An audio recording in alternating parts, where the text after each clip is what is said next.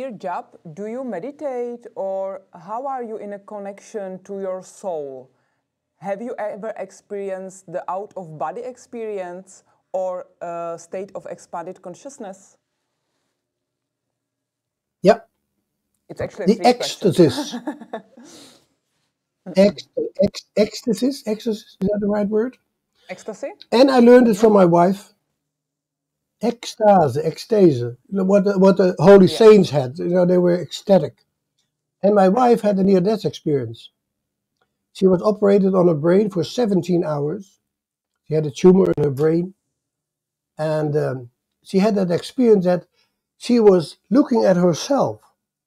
She saw herself lying on the operating table. And she was aware of everything around her, and my life and her life and the children's lives. Her consciousness was hyper. It was a hyper consciousness. And I think people can do that. You can do it by drugs. You can do it by the helm of God. You know the helm of God? And you can buy that for 10 euros. In the pop concert, they put a kind of cap on your head with all kind of electrodes. And then they bring your brain in a kind of activity that looks like the activity you have as a near-death experiencer. And then people become high, they make you high, but it's better to do it not with a machine or with an instrument. You can meditate. Yes, you can meditate. And sometimes you can feel yourself enlightened, or even without gravity. And yeah, that's your mind. That's your mind that becomes more and more body free. Don't go too far. God thank my wife came back. But if you go further, then you die. If you disconnect, that is so interesting. That if you follow my story, then the unconsciousness before you are born is the polarity of the unconsciousness you will have when you have died.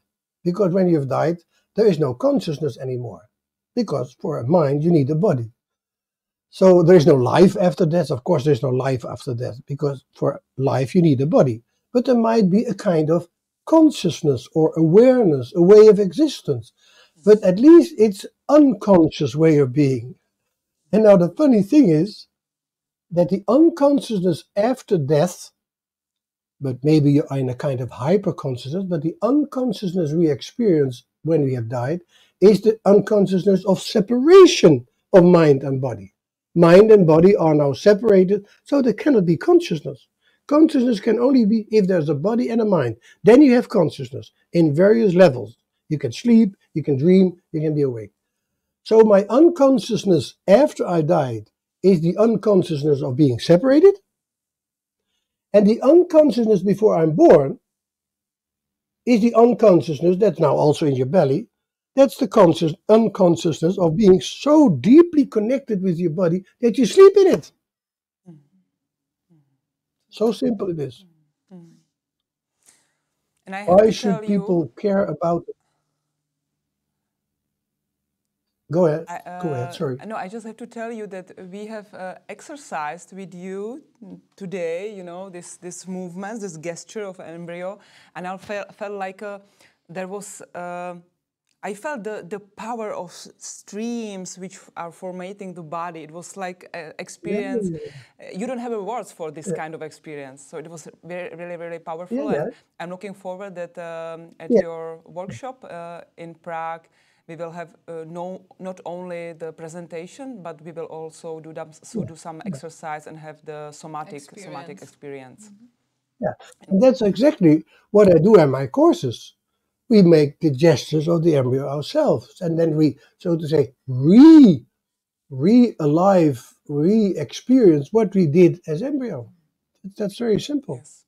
And it was pre-verbal experience. So that's what part of my course is meditation. Yeah.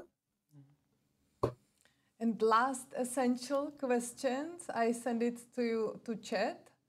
Why should people care about the topic of their early life or early trauma and its healing? Why it is so important? Please, essential 1 to 3 sentences. You get an answer as I see it. I think we are losing our mind. I think more and more people, humanity, becomes detached from his soul, from his ghost, from his spirit. And that is what's causing everything that's not happening. I think we have to go back and make connection again with our mind, with our spirit, because that is where the universe is waiting for us. The universe is not waiting for our bodies.